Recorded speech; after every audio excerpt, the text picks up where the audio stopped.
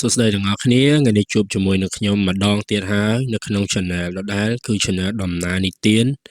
2បាទដំណើរនិទាន2បាទនេះគឺជា Channel ថ្មីរបស់ខ្ញុំហើយសង្ឃឹមថាបងប្អូនដែលជាប្រិយមិត្តនៅក្នុង Channel ដំណើរនិទានបានមកស្គាល់ Channel មួយនេះដើម្បីបានតាមដានទស្សនារឿងថ្មីៗដែលខ្ញុំនឹងចេញផ្សាយក្នុង Channel មួយនេះផងដែរបាទហើយក៏សូមអធិស្ឋានដែរ Channel នេះដំបូងខ្ញុំអត់សូវផុសរឿងច្រើនទេដោយសារតែវារឿងថ្មីអញ្ចឹងផុសទៅវារឿងអត់សូវបាន view ច្រើនអញ្ចឹងណាអញ្ចឹងទាំងអស់គ្នាប្រិយមិត្តទាំងអស់គ្នាអាចទៅតាមដានស្ដាប់នៅ Channel ដំណើរនិទានមួយហើយដើម្បីអស់រឿងចាំមកស្ដាប់នេះបន្ថែមទៀតក៏បានដែរតែ complete subscribe ទុកផងដោយសារពេលខ្ញុំចេញរឿងទៅបានស្ដាប់ទាំងពីរអញ្ចឹងក៏ចំណេញដែរមែនអត់បាទហើយបើសិនជាប្រិយមិត្តតិចទៀតទៅ channel នេះមានគេមើលច្រើនក៏ខ្ញុំនឹង upload ជារៀងរាល់ថ្ងៃអញ្ចឹងទៅឲ្យបានស្ដាប់ម្ដងពីរ channel តែម្ដងព្រឹកមួយល្ងាចមួយអញ្ចឹងទៅណាបាទអញ្ចឹងរឿងយើងថ្ងៃនេះគឺនឹងនិយាយអំពីបងប្រុសម្នាក់ដែលគាត់រស់នៅទីក្រុងភ្នំពេញហើយគាត់បានជួបរឿងមួយនឹងកាលពីថ្មីដែរទេហើយគាត់ថារឿងមួយហ្នឹងគឺសាហាវមែនតើហើយបន្ទាប់ពីគាត់មានរឿងហ្នឹងហើយគាត់ថាប៊ីសឈួត BG ណារឿងមួយហ្នឹងបាទរឿងរ៉ាវរន្ធត់ដែលគាត់ជួបមួយហ្នឹងបាទហើយមិនត្រឹមតែប៉ុណ្្នឹងគាត់ក៏កែប្រែទម្លាប់កែប្រែអត្តចរិតរបស់គាត់ហើយរឿងមួយនេះក៏ជាបទពិសោធន៍សង្គមមួយផងដែរហើយក៏ផ្ញើជូនទៅបងប្រុសទាំងអស់គ្នាដើម្បីទុកជាមេរៀនព្រោះថារឿងនេះពាក់ព័ន្ធមួយផុសច្រើនដែលចូលចិត្តលក្ខណៈថាយកគេយកអីមកលេងសើចអីចឹងណាបាទអញ្ចឹងស្ដាប់ទាំងអស់គ្នាទៅបងនឹងយល់ហើយបាទហើយក៏សុំចិត្តមួយទៀតដែរសម្រាប់ប្រិយមិត្តថ្មីដែលបានចូលមកស្ដាប់នៅក្នុង channel មួយនេះក៏កុំភ្លេចចុច subscribe ឲ្យខ្ញុំម្នាក់មួយផងដោយសារបងប្អូនដឹងហើយ channel នេះនឹងថ្មីអញ្ចឹង subscriber នៅតិចអញ្ចឹងកុំភ្លេចចូលមកហើយ subscriber ផងណាបាទអញ្ចឹងកុំឲ្យខាតពេលវេលាយូរយើងទៅស្ដាប់សាច់រឿងលម្អិតជាមួយខ្ញុំទាំងអស់គ្នាបាទរឿងមួយនេះគឺដំណើរពីបងប្រុសម្នាក់ដែលមានឈ្មោះថាបងស្នាបាទបងស្នាគាត់ថាគាត់មានអាយុ27ឆ្នាំហើយកាលពីគាត់ជួបរឿងហ្នឹងបាទហើយការងាររបស់គាត់គឺអត់ពិបាកទេគាត់ជាអ្នកទិញជាអ្នកលក់ឡានទាំងអស់គ្នាបាទហើយគាត់ថា business មួយហ្នឹងគឺមុខរបរមួយហ្នឹងគឺល្អមែនទែនសម្រាប់គាត់ហើយក៏គាត់ recommend ទៅបងប្អូនផ្សេងទៀតដែរហើយស៊ីលក់ឡានទិញឡានហ្នឹងក៏វាងាយស្រួលចឹងទៅបាទហើយគាត់ថាមុខរបរមួយហ្នឹងគឺបង្កើតចំណូលឲ្យគាត់ច្រើនក្រាក់ក្រែលគួរសមដែរបើសិនជាយើងចេះមើលបើសិនជាយើងធ្វើឲ្យត្រូវបាទតែបើយើងអត់ចេះមើលឡានបើយើងធ្វើមិនត្រូវទេទិញឡានមកកប់ចោលទិញឡានមកហូលចោលអញ្ចឹងវាខាតលុយខាតកាក់កប់លុយរាប់ម៉ឺនដុល្លាររាប់ពាន់ដុល្លារអញ្ចឹងទៅណាបាទអញ្ចឹងគាត់ថាបើចង់រកស៊ីឲ្យចេះប្រយ័ត្នប្រយែងដែរមិនឃើញតែគេលក់ស្រួលទិញស្រួលចំណេញលុយស្រួលឯងទៅធ្វើតាមគេលាយបាទហ្នឹងគឺជាដំបូន្មានរបស់គាត់មួយដែរបាទហើយគាត់ថាគាត់នៅ single អត់មានគ្រួសារទេអត់រៀបការទេអត់ដែលមានប្រវត្តិស្នេហាអីជូរចត់ផ្អែមល្ហែមអីទេបាទហើយគាត់ថាបើប្រៀបធៀបជីវិតគាត់គិតថាអាយុ27នេះគាត់នៅក្មេងមែនតើគាត់អត់ទាន់ចង់មានគ្រួសារទេគាត់គិតថាយ៉ាងហោចណាស់ក៏30ឡើងដែរព្រោះវ័យ30គឺវ័យរៀងចាស់ទុំតិចទៅមនុស្សស្រីអីមើលមកគាត់ក៏រៀងចាស់ទុំអញ្ចឹងទៅណាមិនមែនជាកូនក្មេងតទៀតទៅបាទគាត់ក៏ឲ្យយោបល់ឲ្យគាត់ក៏ណែនាំដែរថាមនុស្សប្រុសចាំ30ជាងចាំគិតគូររឿងប្រពន្ធក៏ប៉ុន្តែកន្លែងហ្នឹងខ្ញុំ feedback ទៅវិញខ្ញុំថាមិនបាច់គិតចឹងទេទាំងអស់គ្នាពេលខ្លះបើយើងស្រឡាញ់គ្នាមកពីតូចរៀនជាមួយគ្នាហើយចាំដល់អាយុ30ហាន់នេះយើងចាំអត់បានទេហាន់នេះយើង30មុខចាស់ហើយអញ្ចឹងណាចុះមនុស្សស្រីបើដល់វ័យ30វ័យ20ក្រោះហើយគាត់មុខចាស់ហើយអញ្ចឹងអាណិតគាត់មើលតាមមុំចូលដល់ការយកផ្លឹបទៅបាទតែបើមនុស្សប្រុសបើអត់តន់មានគូកំណានចិត្តទេចាំដល់វ័យជ្រេតិចចាំយកប្រពន្ធរៀងក្មេងតិចក៏បានដែរណាព្រោះថាវារៀងសមគ្នាដែរព្រោះនិយាយត្រង់ទៅខ្ញុំគិតថាមនុស្សស្រីយើងឆាប់ចាស់ជាងអញ្ចឹងណាបាទហើយបន្ទាប់មកគាត់ថាមួយថ្ងៃហ្នឹងគាត់គិតតែពីប្រឹងរលុយទេអត់ទាន់គិតរឿងស្នេហាទេប្រឹងធ្វើការប្រឹងអីចឹងទៅហើយប្រឹងរលុយពីថ្ងៃដល់តែយប់ឡើងគាត់ដើរសប្បាយណាពេលយប់ឡើងគាត់ដើរសប្បាយតែមិញភ្លេចសុំទោសដែរខ្ញុំមិនមែនមានចេតនាចង់និយាយថាបងប្អូនស្រីអីអត់ស្អាតអត់អីទេណានឹងកន្លែងហ្នឹងកុំប្រកាន់ទេគ្រាន់តែជាការគិតរបស់បងម្ចាស់រឿងបងស្នាហ្នឹងហើយជាការបន្ថែមយោបល់ពីខ្ញុំទេណាបាទអញ្ចឹងបងស្រីប្រិមត្តស្រីអីកុំខឹងកុំប្រកាន់នឹងពាក្យពេចន៍របស់ខ្ញុំអីខ្ញុំនិយាយខុសអីចឹងណាបាទអញ្ចឹងឥឡូវយើងតសាច់រឿងទៅទៀតបាទហើយបន្ទាប់មកគាត់ថាគាត់ចូលចិត្តល្ងាចឡានគាត់ទៅអង្គុយនៅ Beer Garden បាទដើម្បីផឹកស៊ីអញ្ចឹងទៅជាមួយមិត្តភ័ក្តិគាត់ប្រុសប្រហែលអ្នកបាទផឹកស៊ីបដាហូបសាច់ហូបអីមកហូបឆ្ងាញ់ទៅសោយសបាយអញ្ចឹងទៅហើយអស់ពីផឹកស៊ីហើយក៏ ចូលខារ៉ាអូខេអីតទៅទៀតចឹងទៅបាទព្រោះបើគេមានរៀបចំបន្ទប់ខារ៉ាអូខេឬក៏មានខារ៉ាអូខេបើកចិត្តហ្នឹងគេបដាក់គ្នាតង់ទី1តង់ទី2អីចឹងណាតង់ទី3ទី4គេទៅណាទៀតចឹងទៅបាទគាត់ថាហ្នឹងហើយគឺជាជីវិតគាត់ប្រចាំថ្ងៃគឺសុបាយរលុយផងសុបាយផងចឹងទៅបាទតែកន្លែងហ្នឹងអត់សូវល្អទេណាបងប្អូនប្រុសកុំយកគំរូតាមអីព្រោះថាបាទរលុយមកពិបាកឲ្យទៅចូលអញ្ចឹងហើយប្រពន្ធកូនចាំនៅផ្ទះឬក៏ដៃគូយើងចាំនៅកន្លែងចាំនៅណានៅណីយើងឥឡូវទៅដើរអញ្ចឹងគេខូចចិត្តដែរមែនអត់អញ្ចឹងកុំបើកែបានកែពីឥឡូវទៅណាបាទនេះក៏យោបល់របស់ខ្ញុំបាទអញ្ចឹងហើយគាត់ថាអញ្ចេះគាត់ថាអារឿងសបាយនឹងហើយអារឿងចូលចិត្តដើរលេងនឹងហើយដែលធ្វើឲ្យគាត់ជួបរឿងមួយនឹងនៅក្នុងយប់មួយបាទគាត់ថាតែមួយយប់ទេធ្វើឲ្យគាត់ជួបរឿងរន្ធត់មួយនឹងហើយគឺញាក់សាច់តែម្ដងបាទហើយគាត់ក៏ឆ្ងល់ខ្លួនឯងរហូតមកដល់រាល់ថ្ងៃហ្នឹងហើយគាត់និយាយរួមទៅគាត់ថា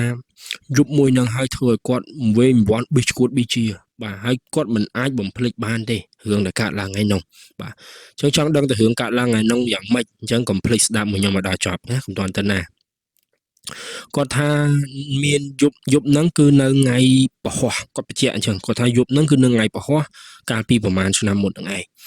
បាទគាត់ចាំច្បាស់ណាស់ដោយសារយ៉ាងម៉េចដោយសារតែថ្ងៃហ្នឹងគាត់ទៅលក់ឡានមួយគ្រឿងបាទឡានលុយស៊ីសមួយគ្រឿងបាទសេរីថ្មីដែរពណ៌ខ្មៅបាទគាត់ថាគាត់លក់បានហើយគាត់ចំណេញលុយបានច្រើនក្រែលគួរសមដែរបាទគាត់ថាចំណេញបានប្រហែល1000បាទចំណេញច្រើនណាស់បាទហើយគាត់ហ្នឹងគាត់អារម្មណ៍ល្អអញ្ចឹងទៅគាត់ក៏ហៅមិត្តភ័ក្តិគាត់2នាក់បាទទៅផឹកស៊ីជាមួយគាត់បាទហើយដល់តែពេលផឹកហ្នឹងគាត់រើសកន្លែងផឹកនៅម្ដុំទូកោកបាទនៅបៀងកដិនមួយកន្លែងនៅម្ដុំទូកោកប៉ុន្តែសុំអត់បញ្ជាក់កន្លែងទេដោយសារនិយាយកន្លែងទៅវាប៉ះពាល់ដល់កន្លែងគេរកស៊ីណាបាទចឹងសុំអត់និយាយទេបាទគាត់ថាកន្លែងនោះគឺអែមមែនតើបាទមានសម្លេងមានចម្រៀងមានអីមាន band មានអីតិចតួចចឹងទៅ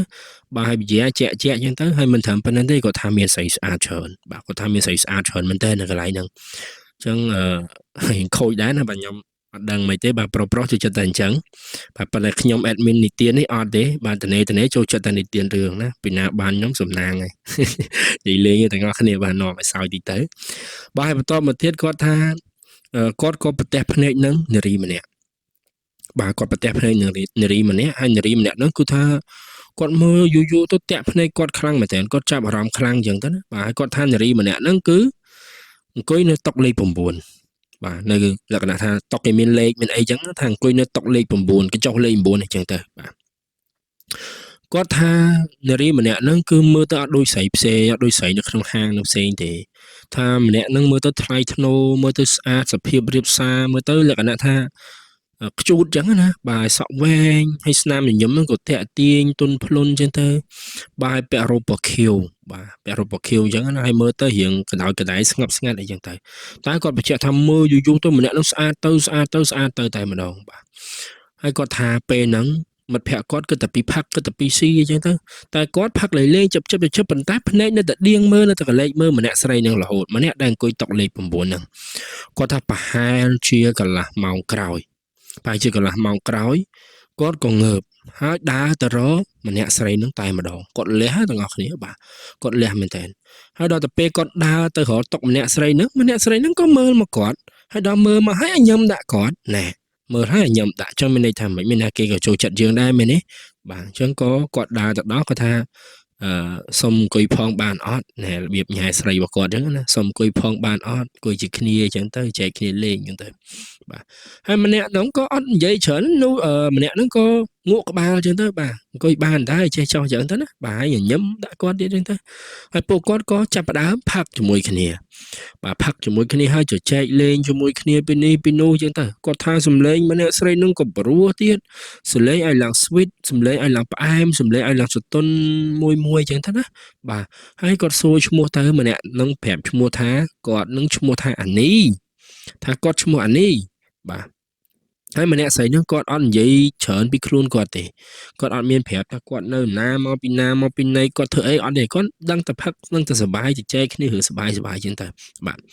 ហើយគាត់ថាមើលទៅម្នាក់ស្រីហ្នឹងអានេះហ្នឹងចូលចិត្តអង្គុយស្ដាប់ចម្រៀងបដែតអារម្មណ៍បាទលក្ខណៈថាគាត់អត់ចូលចិត្តមនុស្សច្រើនទេបានគាត់មកអង្គុយម្នាក់ឯងឯចឹងនោះបាទហើយបន្ទាប់មកគាត់មិនដឹងជាយ៉ាងម៉េចមកស្នាណាគាត់មិនដឹងជាយ៉ាងម៉េចអាចមកពីចរិតព្រានរបស់គាត់គាត់ថាបានគាត់ថាគាត់ចាប់ផ្ដើមលង លងលើអានេះនឹងតែម្ដងគាត់ថាគាត់ចាប់ផ្ដើមលងលើអានេះនឹងតែម្ដងលក្ខណៈថាលងទៅដូចឲ្យឆក់អញ្ចឹងណាបាទលងទៅបន្តិចម្ដងបណ្ដោយហើយបន្ទាប់មកម៉ោងក៏វារំកិលទៅម៉ោងប្រហែលជា11បាទម៉ោងប្រហែលជាចូលដល់ម៉ោង11យប់ហើយគាត់ផឹករៀងច្រើនមកអានេះទៅគាត់មិនដឹងហ៊ានលះអាម៉េចក៏ប្រពន្ធអានេះហ្នឹងទៅច្រៀងខារ៉ាអូខេបាទថាប្រពន្ធអានេះទៅច្រៀងខារ៉ាអូខេហើយពេលហ្នឹងអានេះគាត់បាទរៀងស្ទាក់ស្ទើរហើយមែនអត់គាត់ដំបងចង់ទៅបន្តិចអីបន្តិចហ្នឹងទៅបាទតែដល់ពេលគាត់សុំគាត់លួងគាត់ថា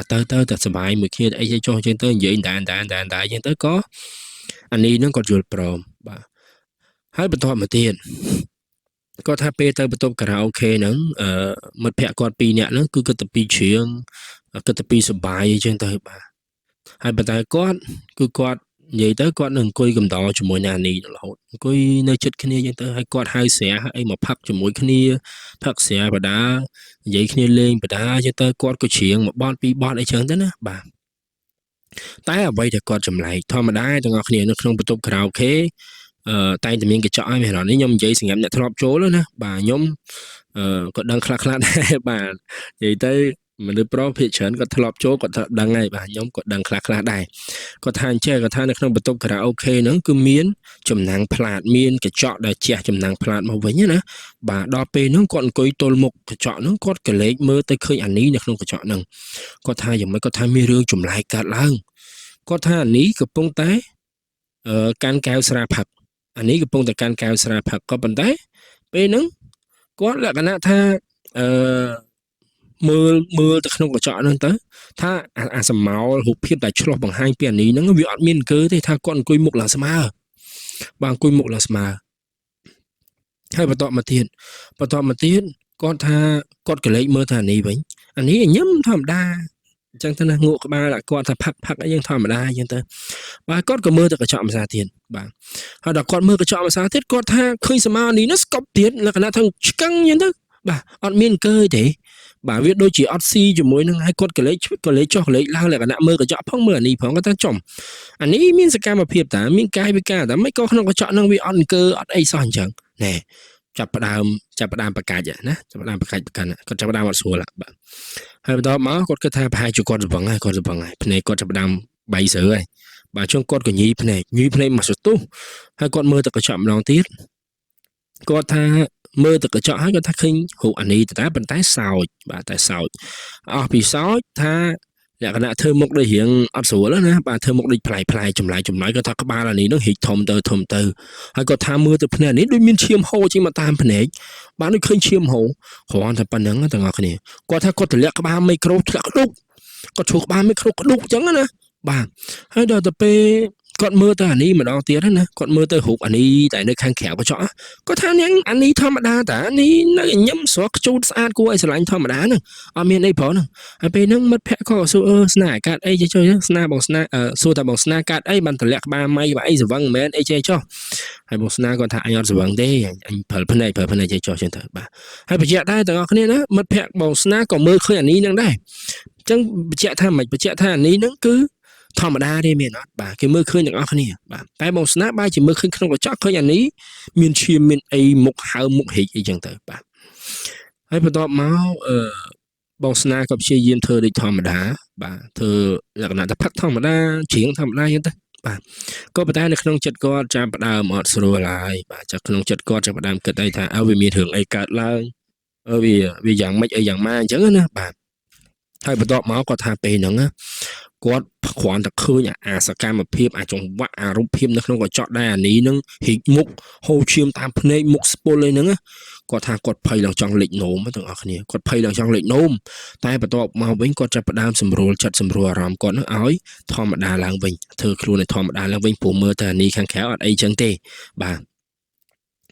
ដល់បន្ទាប់មកទៀតដល់វគ្គអូកាឡាបាទដល់វគ្គបងស្នាអូកាឡាហើយបាទចុះអូកាឡាយ៉ាងម៉េច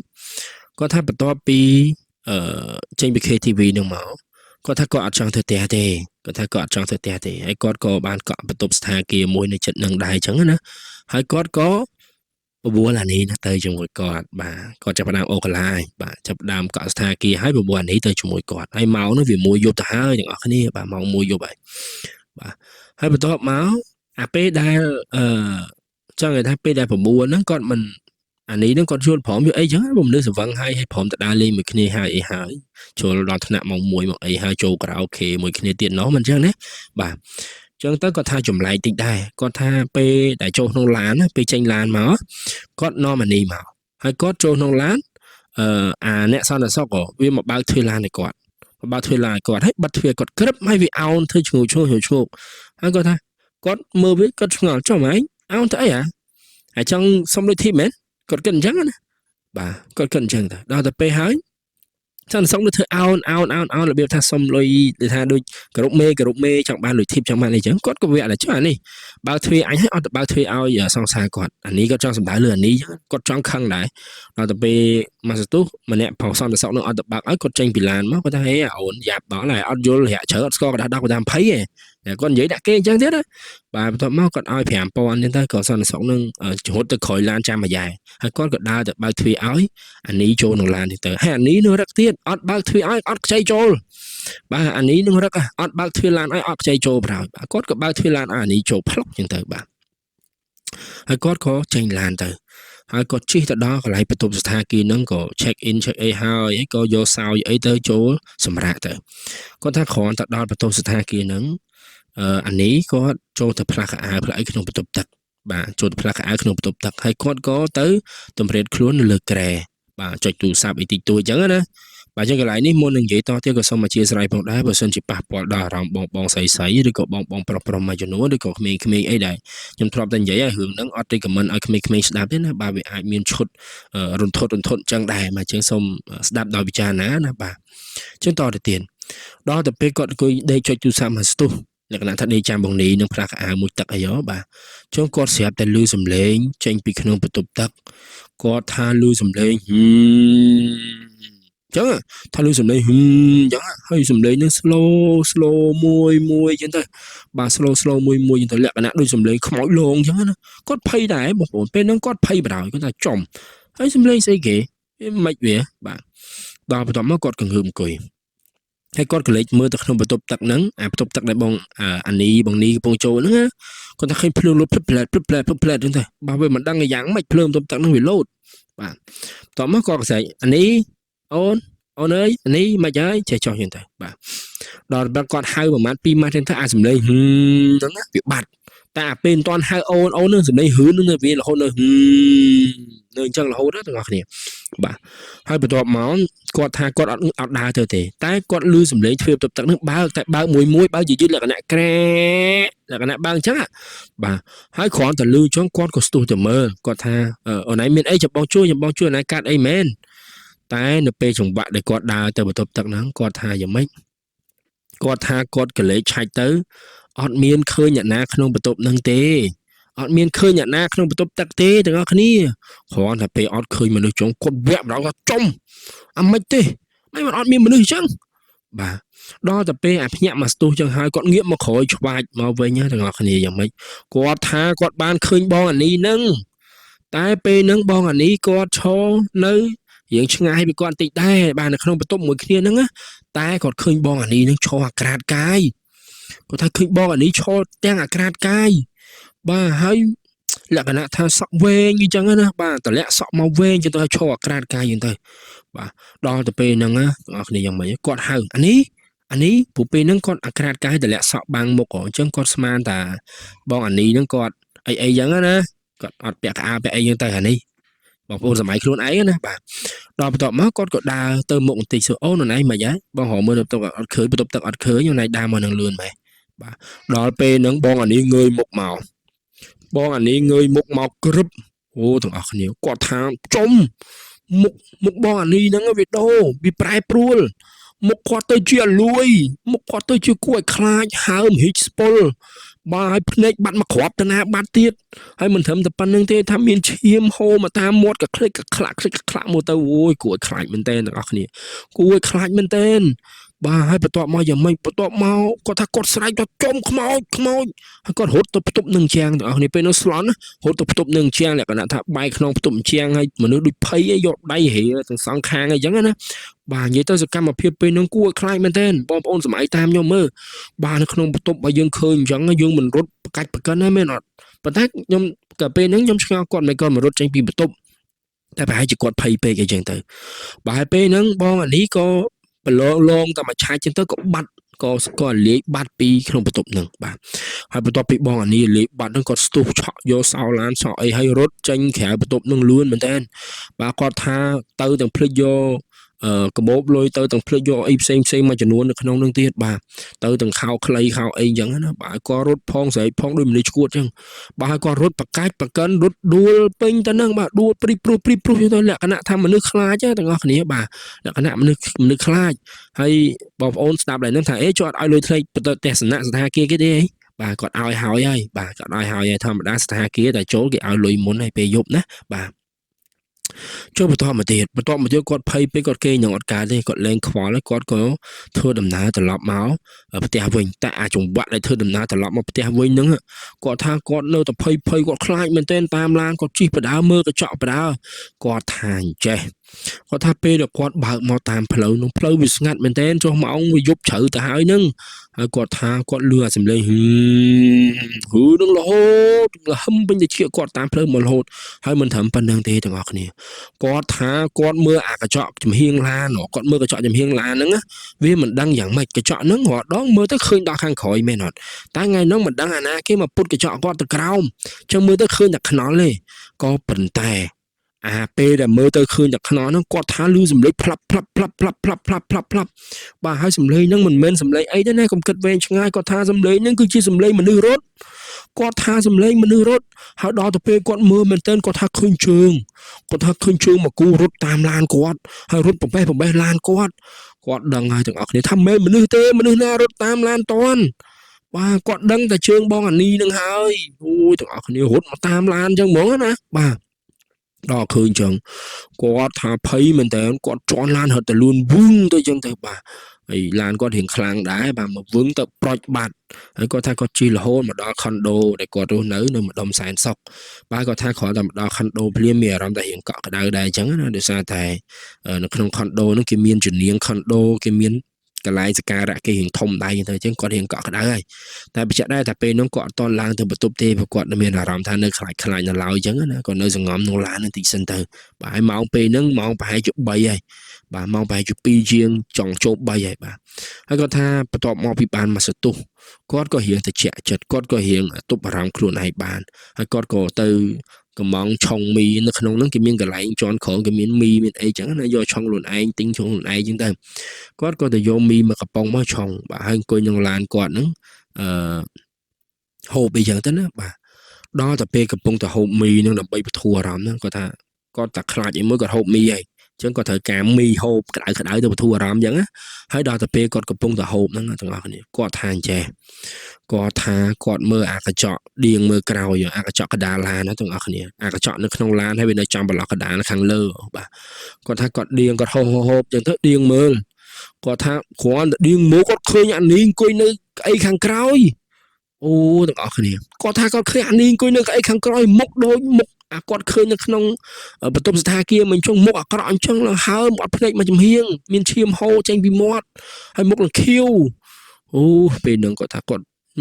កាំងមែនតើហើយអាចង្វាក់ដែលគាត់កំពុងកាំងហ្នឹងគាត់ថាមីដែលគាត់កំពុងទៅពៀនៅមាត់ហ្នឹងគាត់ព្រោះវាចេញវាខ្ចាយមកចេញហើយអាព្រោះចេញខ្លះតែអាបៀមជាប់នឹងមាត់ចេញមកតែខ្លះទៅគាត់ថារូបភាពហ្នឹងគាត់សម័យអត់ភ្លេចទេបាទហើយបងប្អូនសម័យតាមខ្ញុំមើលវាមិនបាទវាកំ pl ែងផងវាកាំងផងណាបាទតបមកគាត់និយាយថាអានេះអើយអានេះគាត់និយាយរបៀបមនុស្សខ្លាចណាអានេះអើយកុំមកតាមខ្ញុំអានេះអញ្ចឹងទៅបន្ទាប់មកអានេះនោះស្រាប់តែអានេះណាខ្ញុំដាក់កញ្ចក់ប្រហើយខ្ញុំដាក់កញ្ចក់ហើយអានេះនឹងគាត់និយាយថាខ្ញុំតាមបងឯងហើយខ្ញុំតាមបងឯងហើយអញ្ចឹងណាខ្ញុំតាមបងឯងហើយខ្ញុំតាមបងឯងហើយបងស្នាគាត់ថាសំលេងម្នាក់នឹងនិយាយមកឡើងខ្ជូតហើយអូសវែងបាទដល់ទៅពេលអញ្ចឹងគាត់ទ្រាំលេងកើតគាត់ក៏រត់បើកទ្វារឡានរត់ប្រកាច់ប្រកិនបើគាត់រត់រហូតដល់ទៅដល់ចតាយន្តបាទរត់ទៅដល់ចតាយន្តហើយគាត់ក៏ចុចអាប៊ូតុងឡើងណាទាំងអស់គ្នាគាត់នៅជាន់ក្រោមគាត់ក៏ចុចប៊ូតុងឡើងបាទគាត់ថាអាចង្វាក់ដែលគាត់ចុចប៊ូតុងឡើងណាអាភ្លើងនៅកន្លែងចតាយន្តនោះលុបព្រឹតចឹងបាទដល់តែលោតពំគាត់ស្រាវដែរគាត់មួយឆ្វេងមើលស្ដាំមួយឆ្វេងមើលស្ដាំក៏ប៉ុន្តែគាត់បន់ឲ្យតែចតាយន្តនឹងមកដល់ទេតែយ៉ាងម៉េចពេលដែលចតាយន្តនឹងមកដល់ ស្តាយន្តវាបើកទ្វារក្រាកមកអញ្ចឹងមែនអត់គាត់ថាគ្រាន់តែបើកទ្វារក្រាកឃើញអានេះនៅក្នុងនឹងរួចស្រេចគាត់ថាអានេះចាំគាត់នៅក្នុងនឹងរួចស្រេចទាំងអស់គ្នាអូយបងប្អូនហើយគ្រាន់តែសម័យក៏អត់ចេញដែរលេងមកចាំនៅក្នុងកណ្ដាលយន្តបាទហើយគាត់ថាពេលហ្នឹងអានេះនឹងដូរឯកសន្តានហើយឯកសន្តានទៀតគាត់ថាអានេះដូរសម្លៀកបំពាក់ហើយអានេះនឹងស្លៀកសម្លៀកបំពាក់បែបសម្លៀកបំពាក់គេលាកឲ្យសពអាសម្លៀកពាក់ខោសអាវសគេលាកឲ្យសាកសពមកឈុតធំប្រហើយម្ដងនឹងឲ្យមុខឡើងហ៊ីកហើយឡើងស្អុយហើយឡើងធ្វើភ្នែកឡើងស្លើហើយសម្បល់ឡើងខៀវមកដូចខ្មោចងាប់ច្រើនថ្ងៃអញ្ចឹងដែរសម្បល់ហើមសម្បល់ស្អុយឲ្យលួយអញ្ចឹងណាទាំងអស់គ្នាបាទគាត់ថាគ្រាន់តែឃើញចុងគាត់បកាច់ទៀតហើយរត់តាមកណ្ដាលផ្ទាល់ជើងយកជាប់មាត់បាទរត់តាមកណ្ដាលជើងហើយគាត់ថាគាត់រត់នឹងរត់ទៅបុកចាំងបុកអីយោអាផ្លូវបើចដើប៉ុណ្ណាណៃទៅរត់បុកជាងគាត់ឆ្ងល់ខ្លួនគាត់ដែរគាត់ថារត់ដូចមនុស្សឈួតបាទហើយគាត់ផឹងរត់ទៅដល់បន្ទប់គាត់ចូលក្នុងបន្ទប់ទីទ្វារបិទក្រឹបបាទគាត់មានរូបប្រាក់រូបអីយកមកអោបយកមកកាន់យកមកអីការពារខ្លួនអញ្ចឹងណាបាទបានមកសទុះទៅក៏រៀងស្ងប់ស្ងាត់ក្នុងចិត្តនឹងអីទៅវិញអញ្ចឹងទៅបាទបានសម្រាប់បានអីអញ្ចឹងទៅហើយយប់ហ្នឹងក៏អានីលែងមករកគាត់ទៀតដែរប្រហែលជាអានីអត់ចូលបន្ទប់គាត់អត់បានអត់អីអញ្ចឹងណាបាទព្រោះពេលចូលឡានគាត់បើកឲ្យចូលអញ្ចឹងចូលបានដល់ទៅពេលក្នុងបន្ទប់គាត់អត់ឲ្យចូលប្រហែលចូលអត់បានអញ្ចឹងទៅបាទដល់បន្ទាប់មកគាត់ថាគាត់សម្រាប់ក្នុងផ្ទះនឹងពេញមួយថ្ងៃពីរថ្ងៃអញ្ចឹងទៅគាត់អត់ទៅធ្វើការទេហើយគាត់ញ៉ាំអីក៏អត់ចូលដែរមិត្តភ័ក្តិទេមកក៏អត់លើកដែរអត់លើកអត់អីទាំងអស់បាទអាណាទេមកក៏មិនលើកដែរដល់ទៅពេលល្ងាចគាត់ថាដល់ម៉ោងប្រហែលជា6 7យប់ស្រាប់តែមានវីដេអូខលមួយទេមកគាត់បាទវីដេអូខលមកមិនដឹងទេពីណាមកទេគាត់ក៏បាទឃើញ FaceTime ឯកាលនោះគេប្រើ FaceTime ទាំងអស់គ្នាអ្នកប្រើ iPhone ស្គាល់ឲ្យ FaceTime គាត់ថាឃើញលេខ unknown number ទេមកទៅលក្ខណៈជាវីដេអូចឹងគាត់ក៏មិនដឹងជាយ៉ាងម៉េចក៏លើកបាទដល់ទៅពេលលើកគាត់ឃើញចង្វាក់លើកហ្នឹងគាត់មើលទៅក្នុង screen ទូរស័ព្ទ screen អីហ្នឹងគាត់ថាឃើញវារៀងអាងឹតបាទភ្លឺប្លុងអញ្ចឹងណាបាទហើយក៏លក្ខណៈថាកាមេរ៉ាហ្នឹងបវលយឺតឲ្យគាត់ឃើញហើយអ្វីដែលគាត់ឃើញហ្នឹងណាគឺជារូបអានីហើយអានីហ្នឹងគឺនៅឈរនៅពីមុខទ្វារខុនដូរបស់គាត់នៅពីមុខទ្វារខុនដូរបស់គាត់ហើយបន្ទាប់មកឃើញប៉ុណ្្នឹងហើយគាត់ថាឮសំឡេងទៀតគាត់ឮសំឡេងយ៉ាងម៉េចគាត់ថាឮសំឡេងគួរទ្វារតុកចឹងទៅឮសំឡេងគួរទ្វារហើយមិនត្រឹមប៉ុណ្្នឹងទេគាត់ថាចង្វាក់គួរទ្វារហ្នឹងវាឮដូចសំឡេងនៅក្នុងវីដេអូអញ្ចឹងមានន័យថាសំឡេងគួរទ្វារខាងក្នុងវីដេអូហ្នឹងឃើញគួរហើយឮសំឡេងគួរតុកហើយតែនៅខាងក្រៅនេះក៏ឮតុកដូចគ្នាអញ្ចឹងមានន័យថាមិនមានថាវីដេអូហ្នឹងគឺកំពុងបង្ហាញថាអានីកំពុងតែនៅពីមុខទ្វារបន្ទប់របស់គាត់ណាដល់ទៅពេលយើងគាត់ភ័យមែនទែនគាត់ចុចបិទ subscribe ហើយគាត់ឲ្យអស់ចិត្តគាត់រត់ទៅកន្លែងទ្វារហើយគាត់មើលតាមប្រហោងប្រហោងគ្រាប់ភ្នែកឆ្មាបងប្អូនបាទខ្លះគេហៅគ្រាប់ភ្នែកឆ្មាខ្លះគេហៅគ្រាប់ភ្នែកកំបាំងគ្រាប់ភ្នែកស្ប៉ាយអញ្ចឹងណាបាទបន្ទាប់មកគាត់មើលតាមហ្នឹងហើយគាត់ថាអត់មានឃើញអីទេអត់មានឃើញអីទាំងអស់ហើយដល់អត់ឃើញទាំងអស់ចឹងហើយគាត់ក៏ងាកត្រឡប់មកវិញគាត់ក៏បែរមកវិញគាត់ថាពេលហ្នឹងណាគាត់ឃើញអានីហ្នឹងគឺកំពុងតែនៅក្នុងបន្ទប់របស់គាត់ថាអានីហ្នឹងកំពុងតែនៅក្នុងបន្ទប់របស់គាត់ហើយពេលនោះគាត់ភ័យខ្លាំងមែនទែនគាត់ថាគាត់ភ័យអស់ព្រលឹងប្រលះពីខ្លួនហើយបាទភ័យខ្លាំងជ្រុលរហូតដល់តែស្លាប់ដាច់ពោះឈឹងតែម្ដងស្លាប់បាត់ក្នុងបន្ទប់នឹងចឹងទៅបាទដល់ទៅពេលគាត់ដឹងខ្លួនមកវិញបាទវាភ្លឺវាអីហើយវាដាច់មកយប់ហើយគាត់ស្លាប់មកយប់នឹងឯងបាទដល់ងើបមកវិញគាត់ថាគាត់ទទួលយកលេងបានហើយចូលទៅគាត់ក៏ត្រឡប់ហើយគាត់ច្រឡំគាត់ក៏ទៅភ្នំមកកន្លែងបាទហើយទៅភ្នំមកកន្លែងហ្នឹងគឺភ្នំហ្នឹងនៅជាពេញយើងទេបាទនៅតាមបណ្ដោយផ្លូវជាតិលេខ5ណាទាំងអស់គ្នាចាខ្ញុំអត់ប្រាប់ថាភ្នំអីទេនិយាយប៉ុណ្ណឹងបងប្អូនដឹងហើយណាភ្នំហ្នឹងជាកន្លែងស័ក្តិសិទ្ធិកន្លែងប្រកែដែរបាទហើយគាត់ក៏ទៅជួបលោកតាមួយអង្គនៅក្នុងភ្នំហ្នឹងមិននៅក្នុងភ្នំហ្នឹងនៅវត្តនៅភ្នំហ្នឹងទៅហើយក៏លោកតាហ្នឹងគឺម្ដាយគាត់អាសាទៅមែនតើម្ដាយគាត់ណែនាំអីចឹងទៅណាបាទគាត់ក៏បានជួបលោកតាហើយក៏បានប្រាប់រឿងរ៉ាវទាំងអស់ទៅលោកតាចឹងទៅហើយលោកតាក៏ស្ដាប់ក៏អីដឹងសពគ្រប់បែបយ៉ាងហើយលោកតាក៏គាត់ប្រមាលមើលសពគ្រប់ទៅលោកតាក៏គាត់មានសង្ឃលេខាថាចេះលោកតាមានសង្ឃលេខាថាបងស្នានឹងគាត់បានធ្វើកំហុសហើយគាត់ធ្វើអីខុសហើយគាត់ថានារីស្រីម្នាក់នឹងដែលឃើញនឹងមិនមែនមនុស្សទេគឺខ្មោចបាយម្នាក់ហ្នឹងគឺស្លាប់ប្រហែលជា 2-3 ខែមុនបាទហើយស្លាប់នេះគឺស្លាប់ដោយសារតែមានគេបង្ខិតបង្ខំមានគេចាប់គាត់ឲ្យលក្ខណៈថា លក់ខ្លួនលក់អីអញ្ចឹងណានៅក្នុងការ៉ាអូខេនៅអីចឹងទៅបាទអញ្ចឹងគាត់ថាវិញ្ញាណរបស់ម្នាក់ស្រីនេះគឺចងអាឃាតខ្លាំងមែនតើគឺស្អប់មនុស្សប្រុសខ្លាំងមែនតើហើយបន្ទាប់មកថ្ងៃហ្នឹងលេខរបស់បងស្នាហ្នឹងវាធ្លាក់បាទជើងលេខធ្លាក់ចឹងទៅរាសីទៀបចឹងទៅបាទហើយណាមួយបងស្នាជាមនុស្សរៀងខិលខូចផងអីផងទៅក៏ម្នាក់ហ្នឹងសម្រេចរើសយកបងស្នាបដ ாய் បាទរើសយកបងស្នាមកលងមកធ្វើបាបអីចឹងណាបាទដល់ទៅពេលឮប៉ុណ្ណឹងបងស្នាគាត់យំបាទគាត់យំហើយគាត់និយាយថាខ្ញុំអត់មានបំណងចង់ធ្វើបាបអ្នកណាទេខ្ញុំអត់ចង់ទេខ្ញុំសុំទោសខ្ញុំខុសហើយចុះទៅបាទព្រោះលងគាត់សាហាវពេកទាំងអស់គ្នាបាទហើយបន្ទាប់មកលោកតាក៏មានខ្សែរបស់ស៊ីម៉ាក៏មានអីឲ្យគាត់តិចតួចចឹងទៅយកការពារខ្លួនហើយលោកតាក៏សូត្រធម៌សូត្រអីបន្ថែមដើម្បីហៅបលឹងហៅអីមកវិញហើយការឲ្យមានធម៌មានអីក្នុងខ្លួនចឹងទៅហើយលោកតាឲ្យបងស្នាហ្នឹងទៅសុំទោសគេជាលក្ខណៈដូចសុំទោសសាធារណៈអញ្ចឹងសុំទោសគេលក្ខណៈផ្លូវការចឹងទៅមានធូបមានទៀនមានអីសពគ្រប់បែបយ៉ាងសែនព្រេះនៃគេចឹងទៅកុំឲ្យគេមកហៅរឿងទៀតចឹងទៅណាបាទហើយត្រូវសន្យាជាមួយនឹងបលឹងវិញ្ញាណខ្មោចស្រីហ្នឹងថាឈប់ធ្វើប្រទេសផ្ដាស់ចឹងហើយបាទដល់បន្ទាប់មកនៅយប់ហ្នឹងនៅយប់ថ្ងៃតែទៅវត្តហ្នឹងយប់ឡើងគាត់ក៏បន្តទៅធ្វើពិធីឲ្យអស់ហើយគាត់ក៏ត្រឡប់ទៅស្ថានភាពទៅខុនដូរបស់គាត់វិញបាទទៅខ្ញុំទោះមិនទៅខុនដូទេទៅស្ថានភាពដែលគាត់ជួបរឿងជាមួយនឹងអានីនឹងឯងបាទហើយគាត់ថាគាត់ទៅដល់កន្លែងបន្ទប់នឹងហើយគាត់ក៏និយាយគាត់ថាគាត់សុំទោសគាត់អត់មានបំណងគិតអាក្រក់អីទេពេលហ្នឹងដោយសារតែអារម្មណ៍មួយឆាវគាត់ក៏មានអារម្មណ៍ហើយក៏គាត់ស្មានថាបងអានីនឹងមានអារម្មណ៍ជាមួយគាត់វិញបានគាត់នាំមកស្ថានភាពនាំមកអីចឹងណាបាទគាត់ថាគាត់ឈប់ហើយគាត់មិនធ្វើយ៉ាងទៀតទេគាត់មិនចាប់ទុកមនុស្សជារបស់លេងមិនអីទៀតទេគាត់សន្យាថាគាត់ប្រែគាត់កែគាត់អីទាំងអស់ហើយឈប់មករកគាត់ទៀតឲ្យគាត់បាននៅម្នាក់ឯងស្ងប់សុខផងទៅអញ្ចឹងទៅបាទដល់ទៅពេលហ្នឹងគាត់ថាមានអារម្មណ៍ថាព្រឺរួមព្រឺខ្នងព្រឺឆ្អឹងខ្ញាក់បាទដោយសារយ៉ាងម៉េចដោយសារមានខ្យល់ត្រជាក់មកបុបហោះមកកាត់ខ្លួនគាត់ហើយទាំងអស់គ្នាបាទដល់ពេលអញ្ចឹងគាត់ភ័យដែរគាត់ក៏លេចឆ្វេងស្ដាំគាត់អត់មានឃើញបងអានេះដែរអញ្ចឹងទៅគាត់ក៏សម្រាប់ចិត្តដើរចេញពីក្នុងមកទៅលក្ខណៈសុំទោសគេហើយណាបាទហើយបន្ទាប់មកគាត់ថាគាត់ក៏មិនដែលបានជួបបងអានេះអីទៀតដែរបាទចាប់ពីថ្ងៃនេះទៅគាត់ក៏កែប្រែខ្លួនគាត់ក៏ឈប់ទៅបៀកដែនឈប់ទៅការ៉ាអូខេ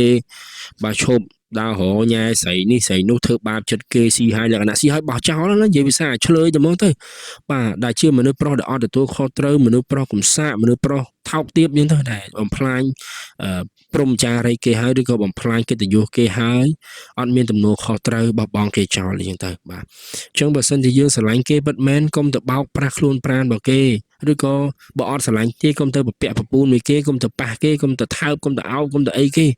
បាទព្រោះជួនកាលយើងទៅប៉ះពាល់គេយើងលេងសើចតែគេស្រឡាញ់យើងខ្លាំង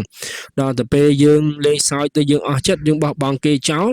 គេនោះអ្នកកើតទុកគេមនុស្សស្រីគិតខ្លីធំអត់បានទៅលោតទឹកដូចប្អូនស្រីថ្ងៃមុនខ្ញុំអាណិតខ្លាំងមែនទែនប្រហែលរឿងនេះខ្ញុំនិយាយខ្ញុំនឹកឃើញដល់គាត់រហូតអញ្ចឹងណាអញ្ចឹងសូមបងប្រុសគិតឡើងវិញ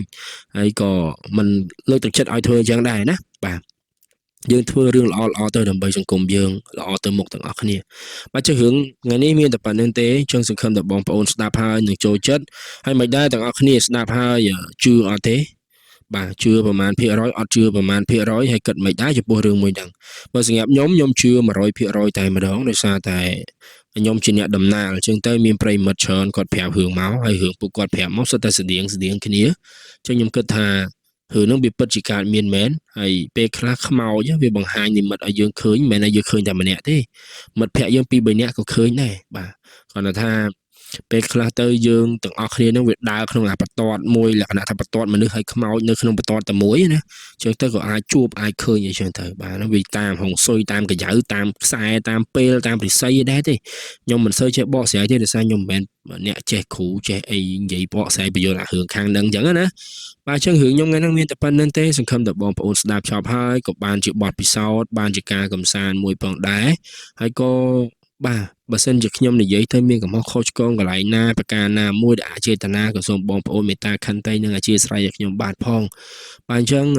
អស់ហើយបងប្អូនបាទអញ្ចឹងជាចុងក្រោយខ្ញុំបាទក៏សូមអរគុណសូមជម្រាបលាហើយសង្ឃឹមថាយើងអាចនឹងបានជួបគ្នានៅក្នុងវីដេអូក្រោយៗបន្តទៀតបាទអរគុណច្រើនបាយបាយ